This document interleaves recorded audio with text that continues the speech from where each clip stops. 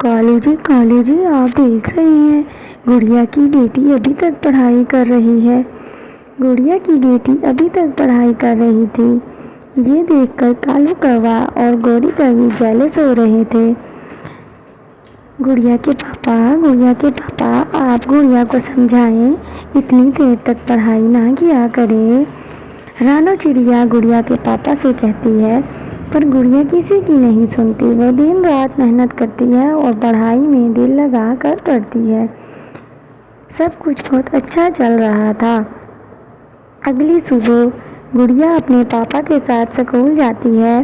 اور گڑیا کا پاپا گڑیا کو اسکول چھوڑ کر خود اپنے کام پر چلا جاتا ہے۔ گڑیا اپنی پڑھائی میں مصروف ہو جاتی ہے اور وہاں پر کالو کوے کا بیٹا بھی آ جاتا ہے اور گڑیا کا پاپا جنگل میں جا کر درخت کاٹنے لگتا ہے اور وہ درخت کاٹتا ہی ہے کہ کلہاڑی اس کے لگتی ہے اور وہ گر کر وہیں مر جاتا ہے اور میاں مٹھو آ کر اسے دیکھتا ہے اور پھر آ کر رانو چڑیا کو بتاتا ہے۔ رانو چڑیا بہت رونے لگتی ہے، یہ سن کر میاں مٹھو اسے بتا کر چلا جاتا ہے اور پھر جب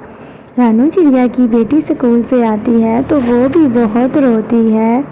اگلی صبح رانو چڑیا خود اپنی بیٹی کی پڑھائی کے لیے گھر سے نکلتی ہے اور جنگل کی طرف جاتی ہے اور اس نے اپنی بیٹی کو پڑھانے کے لیے سوچا ہوتا ہے کہ اب وہ خود دن رات کام کرے گی اور اپنی بیٹی کو پڑھائے گی اور اپنے دانے کا انتظام کرے گی اور پھر وہ جنگل میں جا کر لکڑیاں کاٹتی ہے اور وہاں پر کالو کوا آ کر اسے کہتا ہے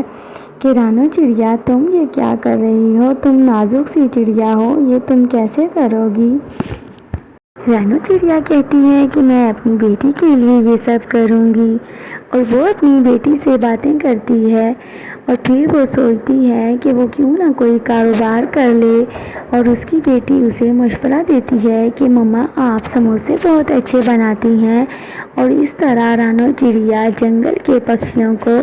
سموسے بنا کر بیچتی ہے اور اس کا کاروبار بہت اچھا چلنے لگ جاتا ہے اور پھر کالو کوا اور گوری کوی باتیں کرتے ہیں کہ رانو چڑیا تو اس سے بھی زیادہ اچھا کمانے لگی اور اس طرح رانو چڑیا کی بیٹی بہت اچھے نمبروں سے پاس ہوتی ہے اور کالو کوے کا بیٹا فیل ہو جاتا ہے تو سارے جنگل کے پکشی اس کا مذاق بناتے ہیں۔ تو پیارے بچوں، ہم سب کو محنت اور تحمل مزاجی سے کام کرنا چاہیے، نہ کہ کسی پر حسد اور جیلسی کرنی چاہیے۔ تو کیسی لگی آپ کو میری سٹوری کمنٹ میں ضرور بتائیں